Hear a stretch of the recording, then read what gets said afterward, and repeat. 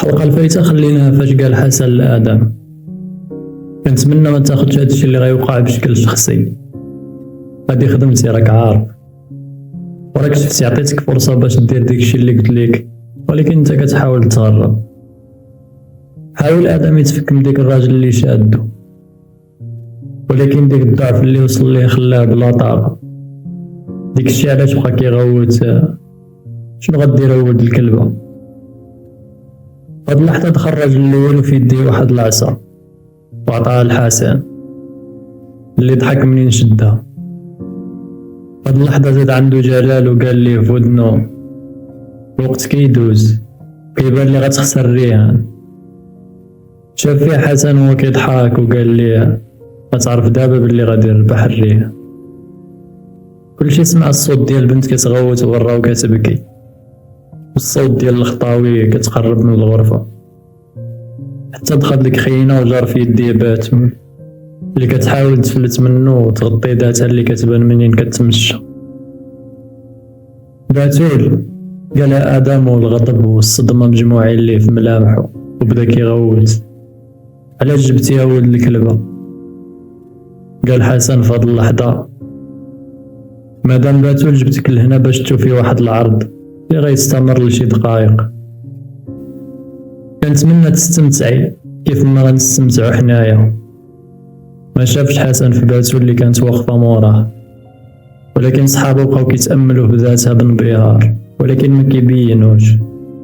شاف آدم اللي مازال كيغوت، ودوك الرجال كينعسوا صحة على كرشو، واحد منهم كيحيد ليه سروالو.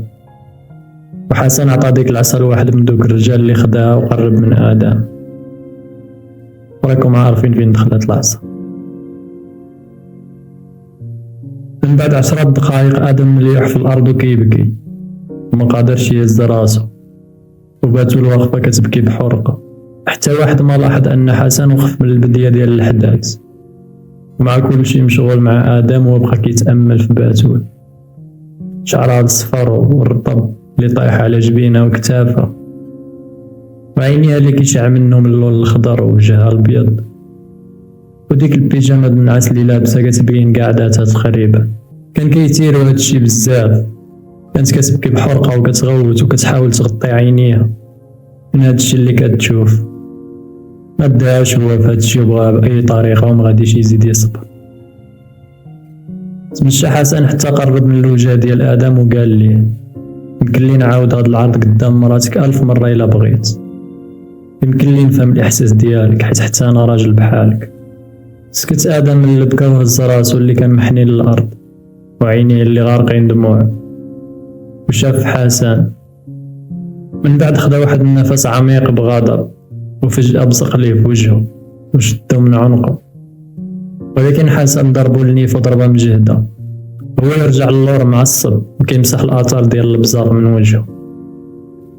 فهاد اللحظة تقريبا دخل العميد عمر وما هضرش وبقى كيتفرج في داكشي اللي كيوقع. كيبان بلي حتى هو عارف داكشي اللي غيوقع في ديك الغرفة. شاف حسن في آدم ومعصب وقال ليه إذا أنا ولد الكلبة ولقاه في بلاصة الكاف، انت اللي غادي تشوف العرض هاد المرة. وقال لجوج من دوك الرجال شدوه مزيان. شدو جوج من الرجال آدم، وحسن بقى غادي عند باتول اللي كتحاول ترجع للور. هو كيزيد عندها حتى لصقات ذاتها مع الحيط. غوسات وشدها من شعرها وجرها بعنف وطيحها في الأرض.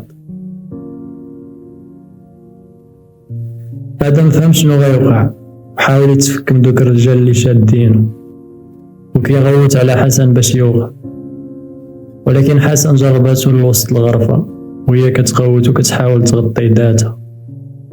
سطم ليها على كرشها باش ما تتحرك، وحيد الصمطة اللي فيها الفردي عطاها لواحد من دوك الرجال. من بعد فتح الصدايف ديال الشوميز ديالو وفتح الصمطة ديال سروالو. آدم كيغوت وكيرغب باش يبعد منها ويعترف بأي حاجة بغاها، ولكن حسن ما بقاش عارف شنو كيدير. نزل على باتول وشدها وبقى كيغتصبها بعنف. فهاد اللحظة ناض علي من الكرسي ووقف قدام باتول اللي كتحاول تبعد حسن عليها بيديها وهي كتغوت. ولكن علي صدم برجليه على يديها اليمين باش يثبتها، وبرجليها الاخرى صدم على يديها اليسار، وهي كتنين وكتحاول تفك يديها من رجلين عالي اللي كيضحك وكيتكياف. واحد اللحظة عينيها وساعو والانفاس ديالها تصارعات، وحاولت تشد بيديها في قلبها وهي كتنهاد بعنف. وقف حسن وبقى كيشوف فيها. جاتها أزمة قلبية ولد الكلبة، فيها القلب وفيها القلب. بقى آدم كيغوت بهادشي بحال شي حمق، ولكن حسن شاف فيه بسخرية وكمل في الاغتصاب ديالها، وهي كتلوى وكتغوت وعينيها كيوسعو كتر وكتر وكتشوف السقف ديال الغرفة.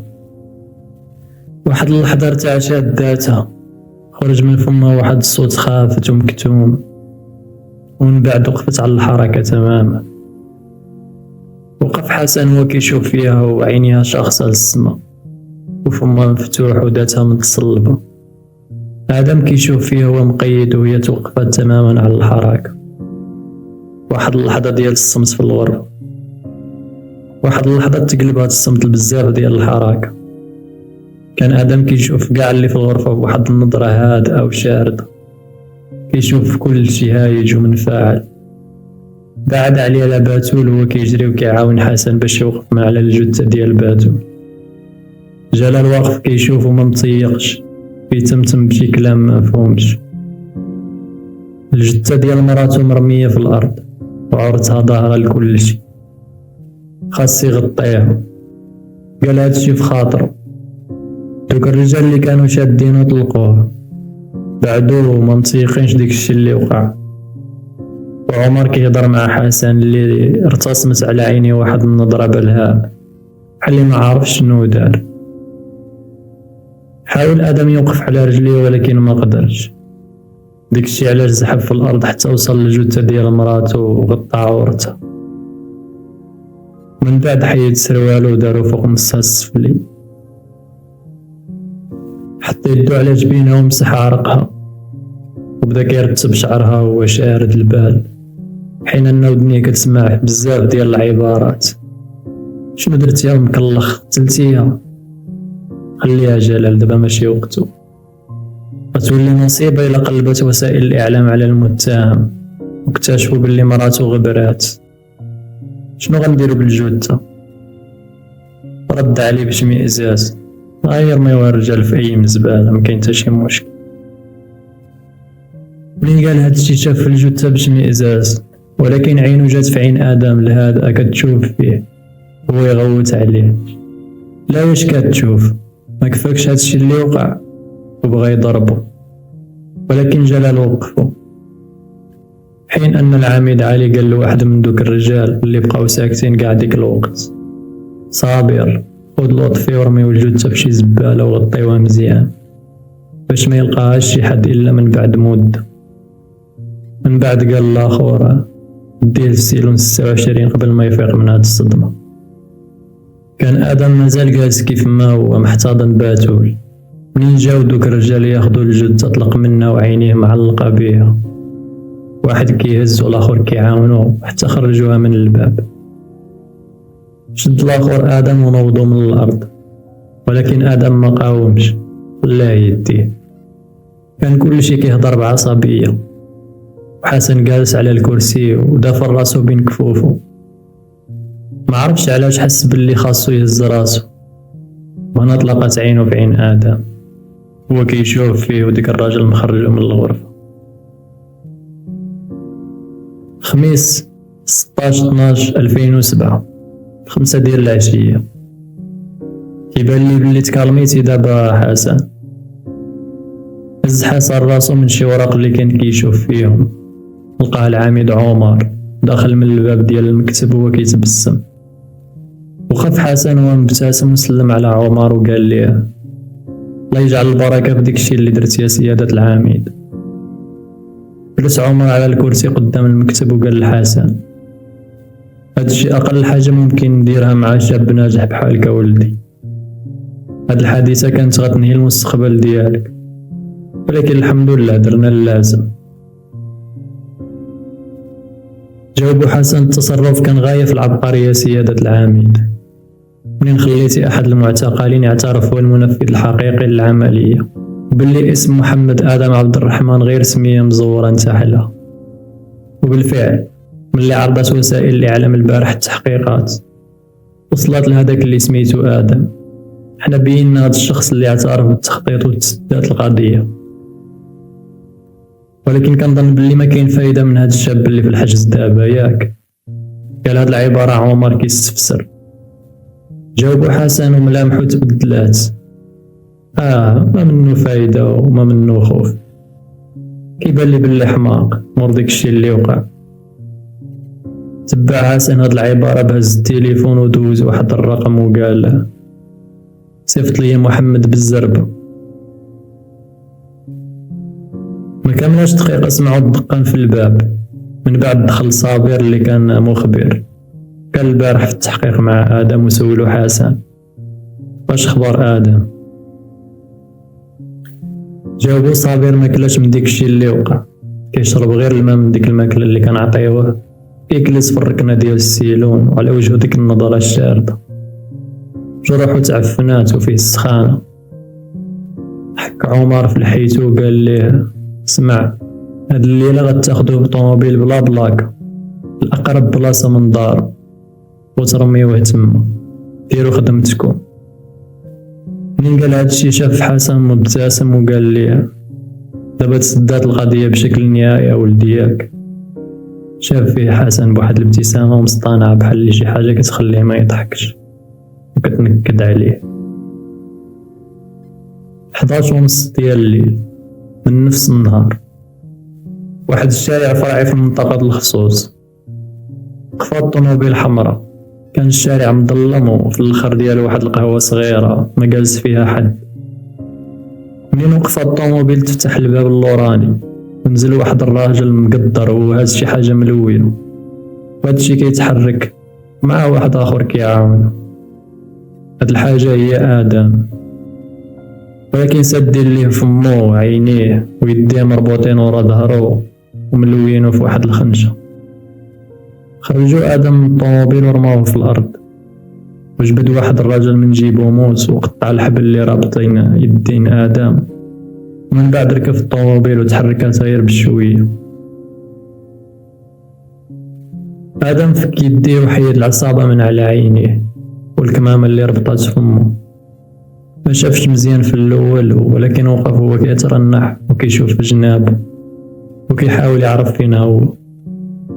هاد اللحظة خرج واحد الرجل شيباني من القهوة كيقاد الكراسة، من بعد وقف هو كيشوف آدم ما لابس والو وداتو عامرة جروح وحالتو حالة. حاول ديك الشيباني يدقق في آدم وهو جاي لجهتو كيترنح، غير قرب آدم مسافة كافية حتى تصدم الشيباني وقال ليه أستاذ آدم.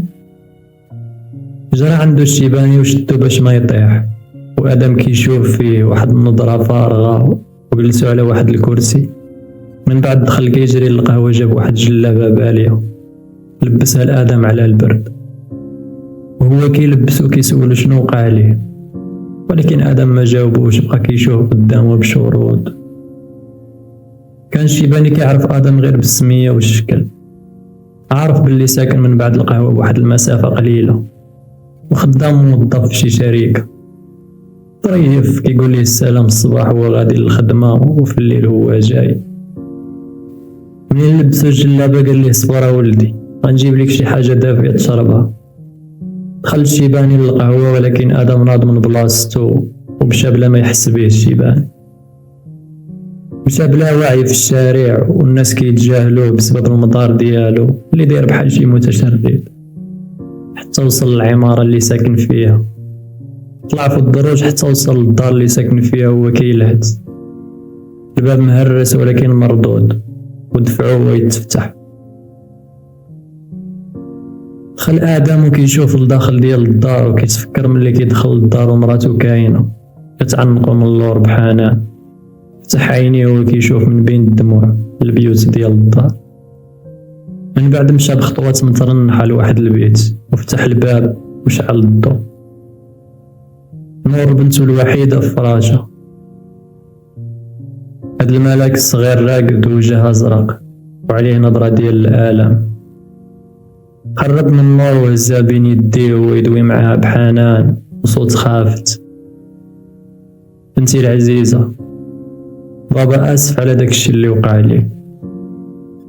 بابا عارف باللي تعذبتي بزاف وانتي كتموتي، ولكن بابا كيوعدك باللي غيخليك تضحكي مرة أخرى.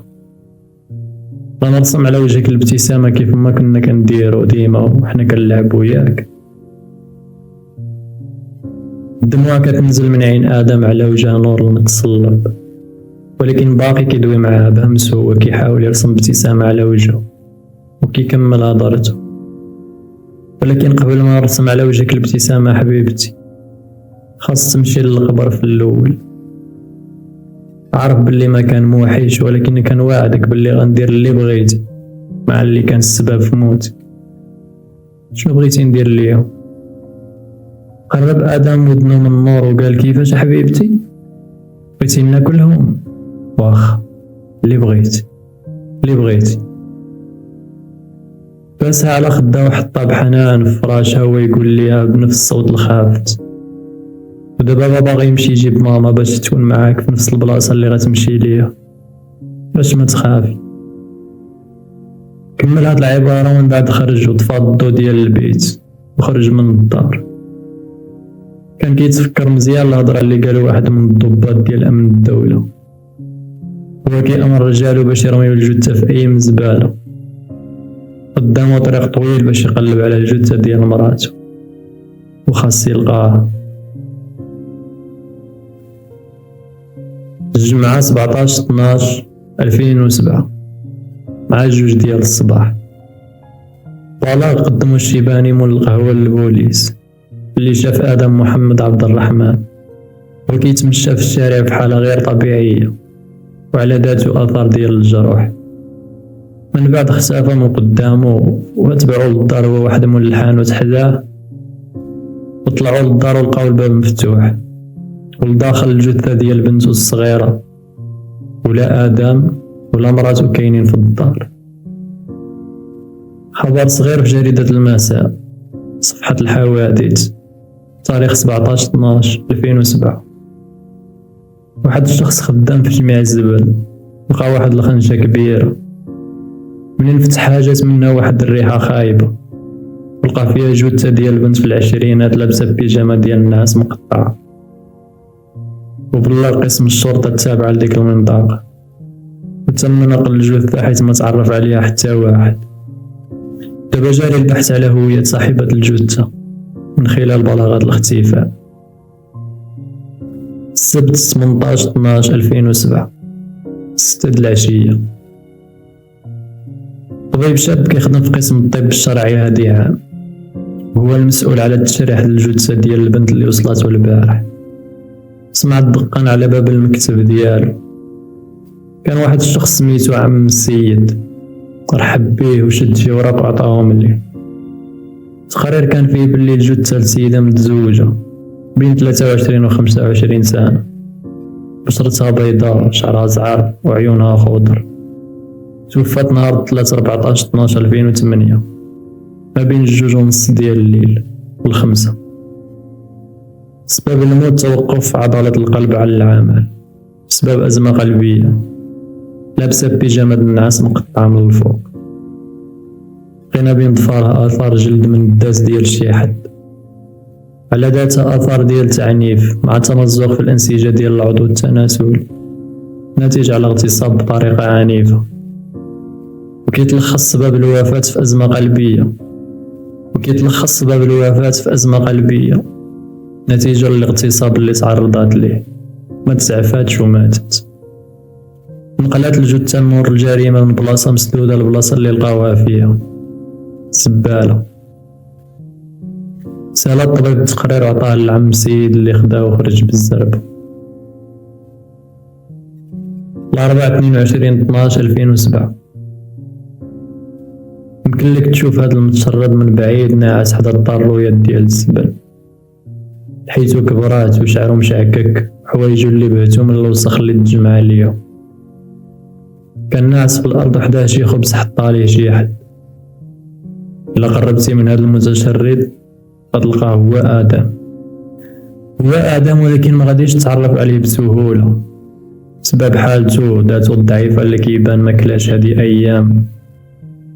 كيفيق هو كيحك عينيه كيشوف جنابو كيلقى ديك الخبز هزا وبدا كياكل. أي واحد شاف هاد المشهد ما يقدرش يتخيل شنو كيدور في عقل هاد المتشرد. شكون يقدر يتخيل عقله المظلم اللي خدام بحال شي ماكينة الحساب دقيقة، حط أولوية سريعة باش يواجه حياته الجديدة. هو عارف بلي مراتو اللي بغاها من الصغر توفات دابا، وبنتو الوحيدة اللي كان يمكن تعوضو على فراق مراتو حتى هي ميتة. إذا في الأول خاصو يلقى الجثة ديال مراتو باش يدفنها بطريقة لائقة. دوك المجرمين رماوها في الزبل، وهذه أيام هو كيتمشى باش يلقاها. كلشي كيشوف فيه على أنه هبيل متشرد ولا سعاي، ولكن هو ببساطة كان كيقلب على الجثة ديال مراتو باش يكرمها من بعد موتها ويسترداتها اللي وسخها غيرو. ناظم النعاس وهو كيترنح بسبب الأنيميا الحادة اللي جاتو وارتفاع الحرارة ديال ذاتو. حتى حاجة ما كتهم دابا، غيرتاح ولكن مور ما يلقى الجثة ديال مراتو. تمشى شوية في الشارع، ولكن واحد اللحظة وقف حدا واحد الكيوسك كيبيع الجورنال معلق على حبل شي جرائد على برا. هادي الصورة د مراتو حداها تصويرتها وهي مغمضة عينيها. لقاو مراتو أخيرا. قرب للجريدة وهو كيقرا ديك العنوان اللي مكتوب بخط غليظ في الصفحة الأولى: وما زالت التحقيقات جارية في سر مقتل الزوجة والطفلة، والشرطة تنفي علاقة زوجها المختفي بالحادث. البحث ما زال جاريا عن الزوج المختفي. عائلة المجني عليه تسلمت الجثة اليوم. قفات عيني على هاد العبارة وهو كيقول مع راسو اللي عائلته تسلموا الجثة ديال باتول ونور. مش حتى نور تشرحات. نزلت دموع من عينيه وهو كيتخيل شنو وقع لمراتو وبنتو، ومشى كيجري من بعد من ديك الكيوسك. هذا هو الدرب اللي ساكن فيه، وصل ليه وكان طاح الظلام. ومن بعد هاد الساعات ديال المشي كان العرق كيتصبب منه بزاف، وحرارة ذاته مرتفعة شادها الدوخة. ولكن هو راسو كيقول باللي قرب للنهاية. شنو هاد الشي؟ كاين شي كراسة محطوطين قدام دارهم، والصوت ديال القرآن جاي من شي بلاصة. هذا العزاء ديال مراتو، يعني أكيد غيكونوا دفنوها. كان واقف مخبي مورا واحد الدار وهو كيشوف العزاء وعائلته جالسين في سكات. ومرة كيجي شي حد يسلم عليهم ويواسيهم، ومن بعد كيجلس. هو عارف فين غتكون دفنات مراتو وبنتو، في المقابر ديال العباسية. انا رجع غير بشوية باش ما يشوفو حد، كيتمشى وكيترنح في الشوارع باش يوصل للمقابر. خميس 23/12/2007 مع 11 ديال الصباح تحرك الأب الحزين والخال ومعاهم شي رجال غاديين للمقابر باش يقراو الفاتحة على نور وباتول، باش يوصيو العساس ديال المقبرة ويعطيوه شي فلوس باش يبقى ينظف قدام المقابر. باش نمشيو للقبور في الأول ولا عند الحاج الشريف نعطيوه الفلوس؟ قال الأب هاد العبارة وجاوبوا الخال دغيا لا نمشيو للقبور في الأول. مشاو كاملين مع واحد الشارع صغير كيدي للقبر. كانت القبارة عبارة عن زناقي وشوارع مسدودين ببواب من الحديد والخشب. القبر ديال العائلة كتسدو واحد الباب ديال الخشب، على اليسار بلاصة الرجال وعلى اليمين بلاصة العيالات. منين وصلوا للباب تصدموا بديكشي اللي شافو. الباب ديال الخشب اللي مسدود بقفل مهرس، كلشي جرى لداخل مع ديك الممر ولقاو شي حاجة في شكال. شاب لابس جلابة موسخة ومقطعة، وجهه منفوخ وشعره مشاكك ورجليه حفيانين. هاد الشاب ناعس على ظهرو داتو مرخية ويديه قدامه. قرب كلشي ومصدومين من هاد المشهد. ولكن الأب غوت بخوف. آدم شاف كلشي في الأب وهو كيجلس على ركابه بلهفة، كيحاول يفيق آدم اللي كيبان بلي ما حس بوالو. إلا شفنا قاعة الانتظار ديال الطبيب، غنلقاو شي 20 واحد من عائلة آدم كيتسناو بلهفة أي خبر على حالته. من بعد ما عرفوا بلي عمو وباه وشي رجال من العائلة لقاو واحد القبر ديال باتول، وهزوه مغيب للطبيب ودخلوه للعناية المركزة. هادي 5 السوايع، واحد الحالة قريبة للموت كيف ما قالوا اليوم الأطباء. إلا طلعنا للطبقة الثالثة ديال الطبيب برا من المنطقة ديال العناية المركزة، غنلقاو بين آدم دافن يدو بين كفوفو، وحداه بوين ومت باتول جالسين حاضر الممرضة اللي متابعة الحالة ديال آدم لداخل ديال العناية المركزة، اللي كتخرج مرة باش تبلغهم على التطورات ديال الحالة ديالو. نوليو مرة أخرى للباب ديال الطبيب، وكاين النيابة داخل منها ومع جوج ديال البوليس وكاتب النيابة. طلعوا كاملين لعند المدير ديال الطبيب اللي رحب بيهم، سولوه كاين النيابة فوقاش يمكن لينا نستجوبوا المريض آدم محمد عبد الرحمن اللي دخل للطبيب هاد النهار مع 12. جاوبوا المدير: عرفت منين بلغنا البوليس بلي راه مطلوب للتحقيق في قضية مهمة، ولكن المشكلة أن حالته صعيبة وحرجة بزاف، وخا فاق من الغيبوبة ورجع شوية من التركيز ديالو، ولكن ديك الجروح الخطيرة اللي جا بيها سبات ليه واحد السخانة مجهدة. تقدر تخليه ما يجاوبكمش إجابات دقيقة، ولكن يمكن لكم تستناو هنا واحد الساعة، يمكن تحسن الحالة ديالو في الدقائق الجاية، ويمكن لكم تستجوبوه، ولكن كنتمنى ما يكونش استجواب عنيف باش ما يأثرش على الحالة ديالو. جاوبوا الوكيل: كنشكروك، كنتسناو برا، منين يمكن لينا ندويو معاه كنتمنى تعلمنا.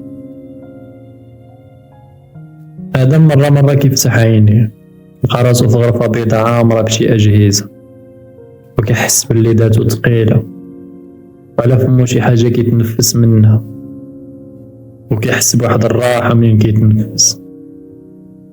شاف في يدو اليسار لقى شي حاجة معلقة ومتصلة به، أما داتو بلا ما يحتاج يشوف فيها، حيت كيحس بلي يديه ورجليه وصدرو وظهرو مغطي بالفاصلة. كان هادشي اللي كيحس بيه منين كيفيق في كل مرة، ولكن واحد المرة لقى واحد الممرضة تبسمات ليه وهي كدوي معاه بهدوء، كتحاول تعرف الدرجة ديال التركيز ديالو. هو في حالة تركيز طبيعي، كيحس بحروق في داتو وألم في راسو، شوية ديال الدوخة. بالنسبة للتركيز ديالو فكيحس بلي واعي مزيان، ولكن ما عرفش علاش فضل ما يعطي حتى شي إشارة كتدل على الاستجابة ديالو للأسئلة ديالها.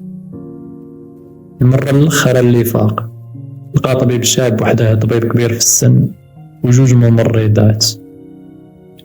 نساو الطبيب الشاب بالآدم منين فاق ونبه كل شي، وقرب منه الطبيب الكبير وهو يقول ليه: أهلا ولدي، واش يمكن لك تقول لي شنو سميتك؟ حرك آدم شفايفه بصعوبة ويقول لي بصوت خافت: آدم. شاف الطبيب الممرضة اللي واقفة موراه وقال ليها شي حاجة، من بعد عاود سول آدم: واش عاقل على شنو وقع قبل ما تجي للطبيب السي آدم؟ شاف آدم في الطبيب والذكريات المحفورة في ذاكرته كدوز بحال شي فيلم سريع. أخيرا وصل آدم للمقابر، وخا كان طاح الظلام ومكاينش الضو من غير ضو القمر، ولكن كان عارف الطريق مزيان بسبب الزيارات ديالو المتكررة لمقابر العائلة. تمشى هو كيشوف في جنابو باش ما يشوفو حتى واحد، يحس بالراحة كل ما قرب من المقابر ديال عائلته أكتر. يحس بلي غيطلع مراتو الحبيبة وبنتو الشقية مرة أخرى. كفيه يشوف البلاصة اللي تدفنو فيها باش يحس بالأمان مرة أخرى. هذا هو الباب ديال الخشب، ولكن فيها قفل. شنو غيدير دابا؟ هو باغي يدخل باش يشوف حبيبته وبنتو. حس بلي دمو كيغلي وهاد الباب مانعو باش ما يتلاقاش حبابو. صد الباب كيجري ودخل فيه بكتافو، ومن بعد محاولات هرسو. يمكن حس بالآلام ولكن هاد الشي ماشي مهم. طاح الباب في الأرض وبان قدامو ممر كيبدا بواحد الدروج ديال الحجر بالضبط 3 درجات. طلع بشوية ومن بعد مشى في الممر وشاف على اليمين ديالو وكيتبسم مراتو وبنتو هنا، هو كيحس بهادشي. السلام عليكم حبيبتي، وانت يا بنتي. الابتسامة بوجهه والدموع في عينيه، هو كيشوف في قبورهم. باتول سمحيلي ما كان في يدي والو، وانتي كتعذبي. انتي عارفة بلي كنت بحال شي وحش مربوط. شوف النظرات في عينيك المتوسلة وانتي كدافعي على الشرف ديالك، ولكن ما عندي جهد. شفت الوجوه اللي كتشوف في ذاتك وكتاكل في لحمك وكيتشهاوك، ولكن ما عندي والو. عينيك اللي مساعو من الآلام والروح اللي كتخرج منك مازالين بين عيني، ولكن ما عندي والو. الكسدة ديالك اللي رماوها في زبالة عريانة، كشفوا عورتك للناس بحال اللي انتي حيوان، وما قدرتش ناخدو حيت ما عندي والو. وبنتنا الوحيدة اللي ماتت من الجوع والآلام وما عندي والو. كان صوتو كيخرج مبحوح ودموعو كتصبخو، هو جالس على الأرض وكيشوف القبر. هو يكمل وقال: ولكن ما كان عندي والو باش ندافع بيه عليك وعلى بنتنا، ودابا ما عنديش حتى نتوما، ما عندي ما نخسر، وحدي بلا بيكو. كنظن بلي خاصني ندير شي حاجة دابا، ما عرفتش، ولكن كنحس بالجوع بزاف باتول. ما عرفتش موحش ناكل اللحم حبيبتي. حبسات دموعه فجأة وبقات غير الابتسامة هي اللي باينة على وجهه. هو كيشوف الخبر لدقايق وقال له: نور بنتي، انتي دابا حتى ماماك أحن شخص في الدنيا عليك. قلت يا باتول دابا في ذمة الله الرحيم اللي رحمكم من عذاب الدنيا وخداكم لرحمته. نور ما تحسبيش ماما بالبسالة ديالك. باتول تصلي بنتنا الوحيدة. بابا غينضم ليكم قريب، ولكن ماشي قبل ما يدير شي حاجة، وفيه الجوع وخاص ياكل قبل ما ينضم ليكم حبيبتي. ما عقلش آدم على حتى حاجة من بعد هادشي، ولكن عاقل غير على مشاهد ضوابية. عاود الطبيب السؤال مرة أخرى بصوت مرتفع لآدم وقال ليه: آدم واش عاقل على شنو وقع قبل ما تجي للطبيب؟ رجع آدم للذكريات ديالو وشاف الطبيب مزيان وقال ليه بصوت هادئ: لا ما عاقل على والو. شاف فيه الطبيب وبدا كيكتب شي حاجة، كل مرة كيسول آدم باش يختبر الحالة ديالو، ولكن آدم سولو سؤال واحد: شكون اللي جابني لهنايا؟ رد عليه الطبيب: عمك وشي رجال وباك. سولو آدم: واش يمكن لي نشوف با وعمك؟ نهى الطبيب وقال ليه: ها يمكن لك تشوفهم، ولكن لشي دقايق قلال، وإلا بغيتي فراه كاين حتى وكيل النيابة بغا ياخد الأقوال ديالك في القضية. سولو آدم: اش من قضية؟ رد عليه الطبيب تهدن: غندخل لك باك وعمك، ويمكن لك من بعد تقول لي واش بغيتي تستقبل النيابة ولا لا، ولكن عندك راه غير شوية وخاص ترتاح باش نكملو خدمتنا.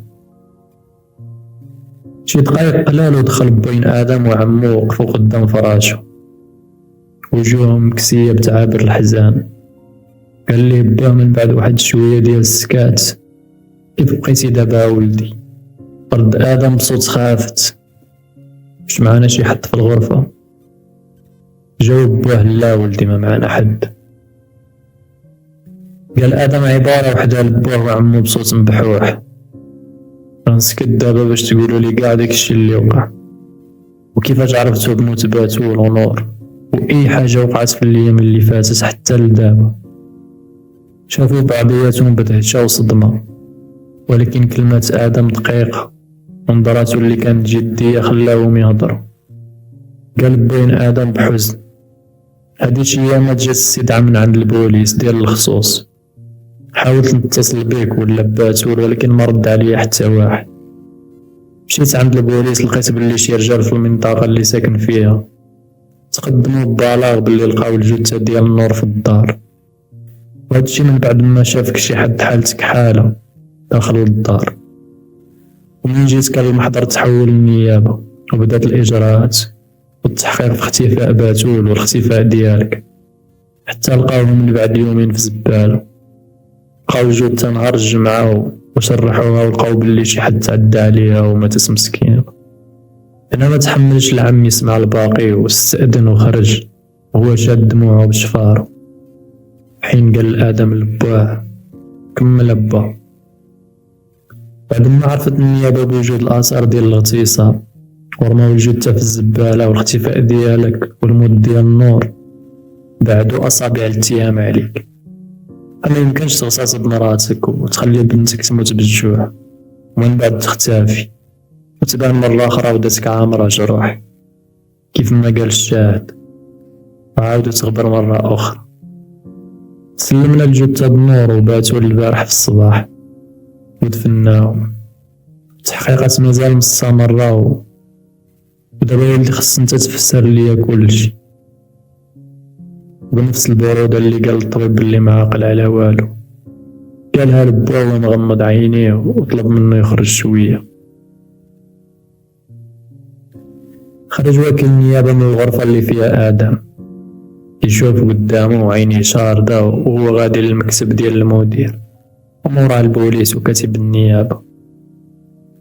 رحب به المدير وسول على شنو وقع. جاوب وكيل النيابة مستفسر. إجابات ديال آدم كلها غريبة، كيقول بلي ما عقل على والو وكيظن بلي البارح هو 3/14/12 وآخر حاجة دارها يرجع من الخدمة وكلا وجلس مع مراتو وبنتو شوية، من بعد نعس وفاق ولقى راسو هنا. واش يمكن لي نعتبر هادشي فقدان الذاكرة؟ رد عليه المدير كاين شي حالات اللي ما كتبغيش تفكر شي فترة معينة من الماضي، يمكن بسبب شي موقف ما باغيش يتفكرو، داكشي علاش كيحاول المخ يحذفو لواحد الفترة معينة، ولكن غالبا المخ كيولي كيعاود ليها الذكرى أو ديك الموقف بشكل تدريجي مع شي أيام وشهور بالكتير. فالمخ كيعاود للشخص الفترة اللي نساها، ولكن منين يكون الشخص عنده القدرة يتقبل باش يتفكر ديك الموقف مرة أخرى. من الممكن تكون حالة آدم بنفس الطريقة. شوف وكيل النيابة في الأرض شوية وكيفكر ومن بعد قال كنظن بلي الجرح اللي فدات آدم نتيجة لتعذيب وقع عليه، كنظن بلي حتى مراتو كانت معاه في نفس الوقت اللي كان كيتعذب حيت ماتت في نفس النهار ديال الاختفاء، يعني بجوج غالبا كانوا في نفس البلاصة. نصيحة الدكتور فريد، يمكن لك تقرا هاد اللافتة من أي مسافة على واحد المبنى في واحد من الشوارع الهادئة في مدينة نصر. عمارة فيها 7 طبقات، هي في الحقيقة طبيب نفسي خاص دخلوا ليه آدم في البداية ديال سنة 2008 باش يبدا العلاج النفسي بسبب الاكتئاب اللي جاه. ولكن الغريب هو داكشي اللي يمكن تسمع على الحالة ديالو منين دخل لديك المصحة من الداخل. المصحة بالفعل عامرة بحالة الاكتئاب وبطرق أسوأ من حالة آدم. أجيو نسمعو العفاف وصاحبتها هدى وما جالسات في الاستقبال في الليل وقدام كل وحدة منهم كاس كبير ديال آتاي، كل وحدة مرة كتضرب دقيقة يشغلوا راسهم بالهضرة حتى يجي وقت الفجر. قالت عفاف الهدى كملي شنو دار عبد الرحمن منين قررتي باش خاص يجي يخطبك من داركم؟ خدات هدى واحد دقيقة من آتاي وهي كتضحك وقالت ما كنتش كنتوقع بلي غيكون سيريو حتى لهاد الدرجة، حيت في البلاصة وافق وطلب مني باش نقول لوالديا باش غيجي من هنا سيمانة. فرحات عفاف وهي كتقول لهدى ألف مبروك، أنا قرصتك في ركبتك باش نتزوج في نفس الجمعة اللي تزوجي فيها. بقاو كيضحكوا وهي تسولها هدى بجدية وانت يا المنحوسة مازال ما جات الفرصة باش تزوجي؟ جاوبتها وهي كتخيل بغيت راجل كيف ما كنتخيلو هدى. سولاتها مرة أخرى واش كتقصدي بحال آدم ياك؟ انت معجبة بمريض عفاف هادشي غيسطيني، انت كتلاقاي بحالو كل نهار. شافت عفاف في السقف وهي كتخيل وقالت لها ما عرفتش، ولكن يمكن الغموض اللي كيحيط بالحالة ديالو كيخليني نحس بالشفقة عليه. ردت عليها هدى يمكن الغموض اللي داير بيه حيث هو أغرب حالة شفتها. منين دخل الطبيب هو نادرا ما كيهضر مع شي حد، وكيهضر غير بالإشارة إلا بغى شي حاجة، بحال عنده صعوبة في الهضرة. عارفة بلي أن حالته هي اكتئاب حاد، ولكن ما عرفتش شنو السر والمشاكل اللي مورا هاد الحالة. أنا ردات عفاف وهي باغية تقول شي حاجة، ولكن من بعد قالت الحقيقة قتلني الفضول هادي شهر. قلبت في الملفات ديال المرضى على الملف ديال آدم حتى لقيته، وتصدمت من داكشي اللي قريت. شي حد اغتصب مراته ورمى الجثة ديالها بزبالة، وماتت بنته في الدار بالجوع، وهو براسو غبر واحد المدة حتى واحد ما عارف علاش. كيبان بلي ديك الفترة ما عقلش عليها، بالأخص هاد الفترة هي اللي ماتت فيها مراته وبنته. منين رجع داتو كانت عامرة بالجروح، وبقى كيتعالج حتى نقلوه لهنا باش يكمل الفترة ديال العلاج النفسي. حسب ما قريت في التقارير ديال الأطباء اللي كانوا متابعين الحالة ديالو، بلي تصاب بحالة اكتئاب حادة خلاتو ما يبقاش يشوف بعينو اليسار في شهر فبراير اللي فات، وفي شهر أبريل ما بقاش كيحس برجلو اليسار، الشي اللي خلى حالته تدهور والأطباء ما قدروش يعالجوه. ما بقاش كيدوي بزاف وبقى عايش في عالمه الخاص اللي حاولوا الأطباء يخترقوه ولكن فشلوا. كان ديما كيطلب الأوراق والقلم، وفي كل ليلة كنلقاو مقطعين طريفات صغار ومرميين في الزبل لواحد الدرجة ما قدروش الأطباء يجمعوه. صوتو تبدل ولا منخفض شوية، ولكن اللي صدمني هو كل مرة كندخل عليه كيعاملني باحترام، كيبقى يشوف في الأرض، ونادرا ما كيجاوبني بطريقة ما زويناش. ولكن وين كيكون عنده جلسات مع الأطباء كيبقى غير ساهي وكيتبدل في مرة، ما عرفتش علاش. كيبان لي أنا بلي آدم واعي وعارف كل شي ياك. جاوبتها هدى أنا عندي سؤال واحد ما عنده حتى جواب. منين دخل الطبيب حتى لدابا هو كيرفض الزيارات ديال عائلته وصحابه، والزيارات اللي قبل منا سمعنا بلي ما هضرش إلا مع شخص واحد. واش عقلتي عليه؟ تبسمت عفاف وقالت الصديق الوحيد والزائر الغريب. من شهر واحد من اللي طلب زيارته لآدم أول مرة وآدم رفض، ومن بعد إصرار قدر يدخل عنده الغرفة ديالو مع الطبيب وممرضة أخرى.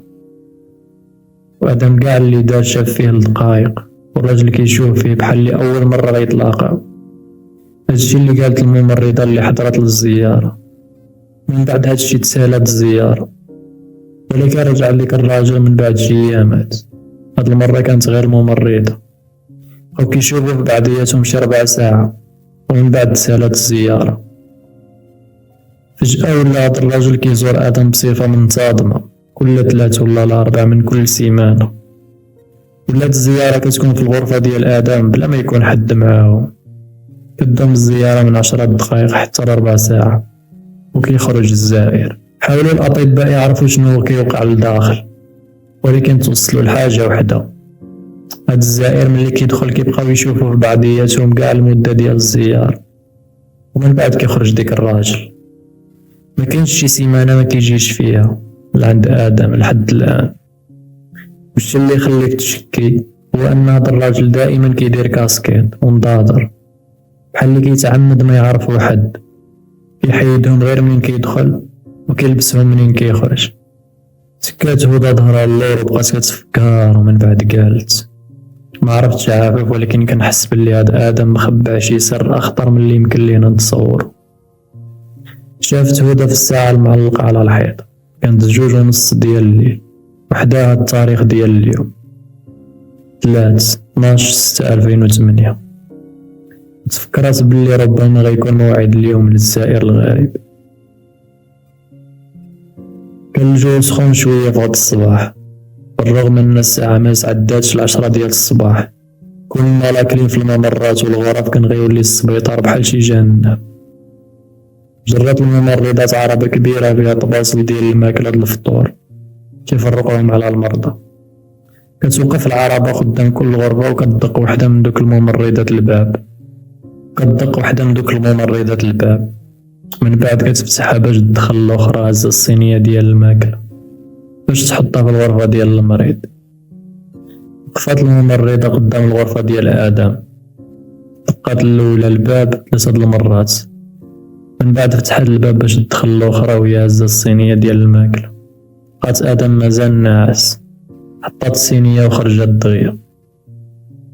5 ديال العشية، هذا وقت الغدا، وديك العربة الكبيرة كتمشى وقفات قدام الغرفة ديال آدم، نفس الدقات وكتدخل الممرضة في يديها الصينية ديال الماكلة. ولكن هاد المرة كلشي سمع الصوت ديال الغوات ديال الممرضة. وقع الهرج بين المرضى وكاين اللي فتح الباب باش يسول شنو واقع. كاين جملة وحدة كدور بين المرضى والموظفين ديال الطبيب، كاين شي مريض لقاوه ميت. كلشي تجمع على الغرفة وكيحاولوا يعرفوا شنو واقع. لداخل 2 د الممرضات كيحاولوا يحركوا آدم اللي طايح على وجهه ما كيتحركش وعينو شاخصة للفوق. حتى دخل واحد الموظف فجأة وقال بحزم بعدو من المريض دغيا، غيجي الطبيب المختص دابا. بعدو دوك الممرضات بالزربة وخرجوا من الغرفة، وديك الموظف كيأمرهم باش يدخلوا المرضى للغرف ديالهم. من بعد سد الباب ديال الغرفة ومشى كيجري للأسانسور. شي دقايق قلال جاو 2 ديال الأطباء كيجريو بلينفا للغرفة ديال آدم وفتحوها بالزربة، لقاو الغرفة خاوية، آدم اختفى. كملنا في الحلقة الجاية إن شاء الله، ولكن ما كنصحش بها لذوي القلوب الضعيفة ولا الأطفال الصغار. سلامة.